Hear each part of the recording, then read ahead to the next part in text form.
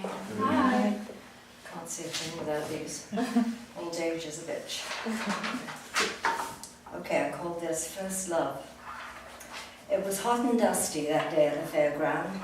I was 13 and not too old to be excited at being allowed there alone with my younger brother, even though I had been admonished not to let him out of my sight. I had just slid down to the bottom of the helter-skelter, one of my favourite slides, bickering with my brother which ride to go on next, when I saw him. Him. He was very slim, with white blonde hair, a little taller and perhaps a little older than me, with a beautiful face for which I saw for all of 30 seconds. A face which seemed so perfect that it tore the breath out of my body in an audible gasp and fused my feet to the ground. I was transfixed. I felt as I had been punched hard in the chest.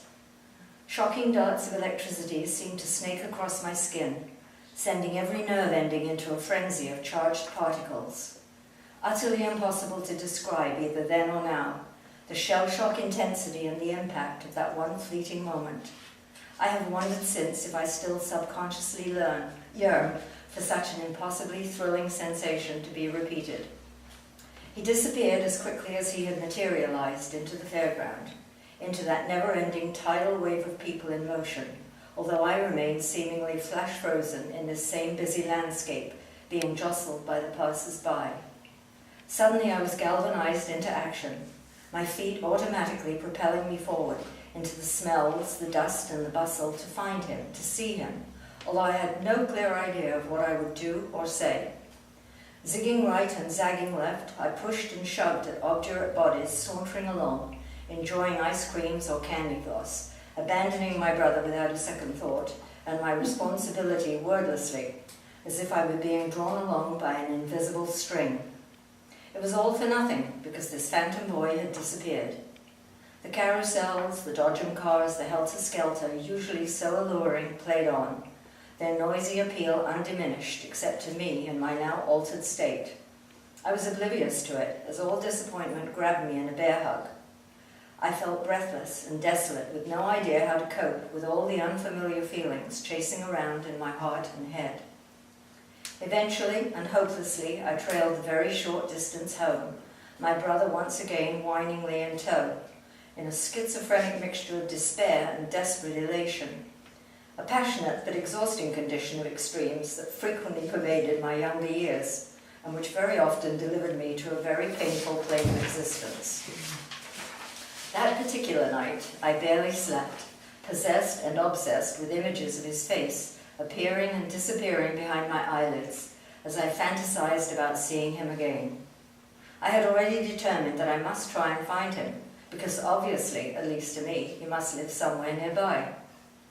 Eventually my body dissolved into sleep from sheer exhaustion, but from then on, my night dreams and daydreams seemed overlaid with a misty haze and an overloaded intensity. The obsession clung to me the next morning, and the next day, and the day after that. I deliberately looked for him everywhere, riding the bus to school, riding my bike when I got home, and of course returning to the fairground as soon as I could escape homework, the house, and my mother's knowing, watchful eyes. She understood instinctively, with only a few guarded words from me, that somehow someone had crushed themselves fantastically into my giddy little head and embedded a fantasy. With great understanding, she paid out sufficient length of rope to let me go, but not so far that I would get into trouble. How I lived and functioned in such a state of high intensity, I have no idea. I was in my own private heated universe, population of one.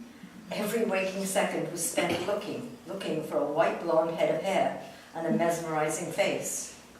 In my mind, I silently called him my prince, but my fantasy was limited and frozen in a single frame without movement or action. For a week I floated around in a detached state of silent and increasing misery, encapsulated in my soap bubble. So all-consuming were my thoughts that my wishful thinking produced a couple of panicked moments when I thought I'd seen him, and my heart hammered to a dead halt. I only had some sort of vague notion of what I might do or say if I should see him, and no clear idea at all of what it actually was that I wanted to happen. It was simply an overwhelming physical and emotional onslaught. a pure and powerful slew of sensations, hardly understood by me at all. How could it not be? I was just a young, carefree schoolgirl who had never experienced anything like that before.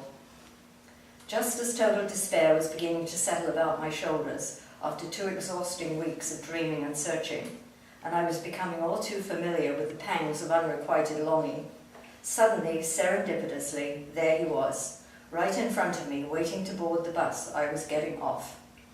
I couldn't believe it. The 10 seconds that it took for me to get to the bottom step and be at eye level with him felt like 10 minutes, and then I just stood there. Other passengers pushed their way past us on their ordinary way to their ordinary destinations, completely blind, obviously, to the sudden radiance illuminating the day. He stepped back and said hello, as if he knew me, at the same time as the conductor yelled at me impatiently, "On or off, love?" "Off," said my inner voice, and I stepped down onto firm ground that felt like a bowl of jelly. I had yet to speak, but nevertheless, within that one tiny moment, we seemed to have an entire and implicit conversation with each other before I found my voice. And then, as if we had already memorized and knew by heart our lines to this script, I said impulsively, "Hello, I saw you at the fair the other day." He smiled and answered hesitantly, as if he knew the answer already.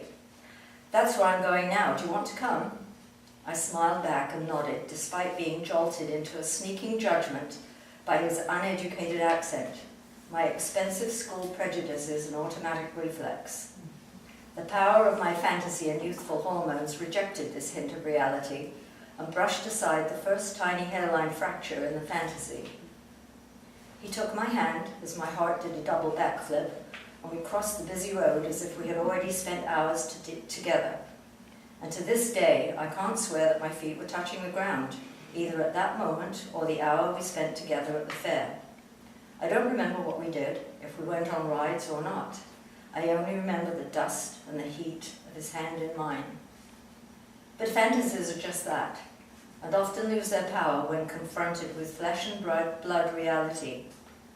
The dictates of the British class system in the 1950s regarding acceptable speech, accent, behaviour, where you lived and where you went to school being the only criteria for acceptance. Hard to believe back then that being too posh, or not posh enough, would automatically create a chasm that couldn't be crossed. How sadly narrow-minded were those strictures embedded in our subconscious, although it only took 1 or 2 years for me, along with a chunk of society, to rebel totally against this kind of prejudice. However, at that time, my upbringing meant that after 1 or 2 innocent dates, the fantasy fizzled away, and I came back down to earth and reality.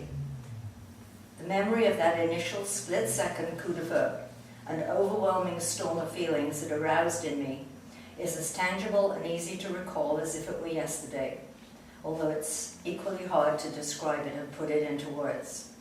And I was only ever again to feel that incredible rush when I was a young woman. Again, it was destined to end in frustration, although for vastly different reasons.